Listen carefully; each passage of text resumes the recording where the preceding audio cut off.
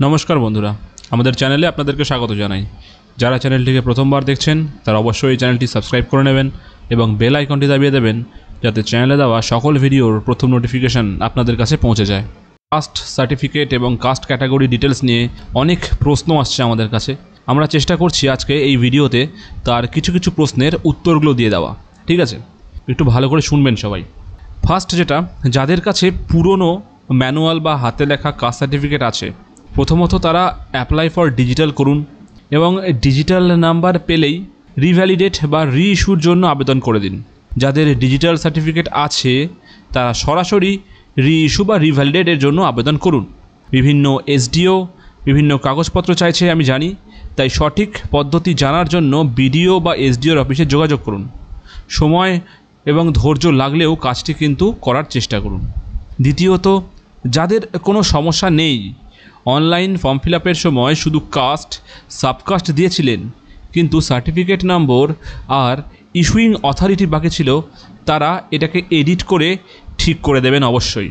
Third, নতুন OBC list অনুযায়ী আপনাকে ওবিসি এ বা ওবিসি বি সিলেক্ট করতে হবে এবং নতুন সার্টিফিকেটের জন্য আবেদন করতে হবে। না পেলে পুরনো সার্টিফিকেটের তথ্য দেবেন এবং অ্যাকনোলেজমেন্টটা তার সাথে রাখবেন। 4 নাম্বার, ভয়ের কোনো ব্যাপার না, কোনো চিন্তা করবেন না। যদি নতুন সার্টিফিকেট না পাওয়া যায়, সে কারণে সার্টিফিকেটের তথ্য আপডেট করতে না পারেন, তবে অফলাইন ভেরিফিকেশনের সময় প্রয়োজন কাগজপত্র অবশ্যই আপনাকে দেখাতে হবে। 5 নাম্বার, অযথা আতঙ্কিত হবেন না, প্রয়োজনীয় কাজগুলো করুন। আপনার কাছে নতুন সার্টিফিকেট নাও থাকতে পারে এবং এর মানে এটা নয় যে আপনি জেনারেল হয়ে যাবেন। ঠিক আছে, তো এটা নিয়ে চিন্তা করবেন না। আমরা গতকালকে বলেছিলাম নোটিশ অনুযায়ী ওখানে স্পষ্ট ভাষায় বলা আছে, যারা কোনো রকমভাবে এখনও পর্যন্ত কাস্ট বা সাবকাস্ট আপডেট করেনি বা করবে না, তারাই কিন্তু একমাত্র জেনারেল হিসাবে গণ্য হবে। যাদের কাস্ট বা সাবকাস্ট অলরেডি লেখা আছে তারা কিন্তু ক্যাটাগরি হিসাবেই বিবেচিত হবেন। তো এটাকে নিয়ে কোনো ভুলভ্রান্তি ছড়ানোর বা ভাবার কোনো কিছু নেই। এখন যা তথ্য দেবেন সব কিছুই নতুন লিস্ট ওয়াইজ দেবেন।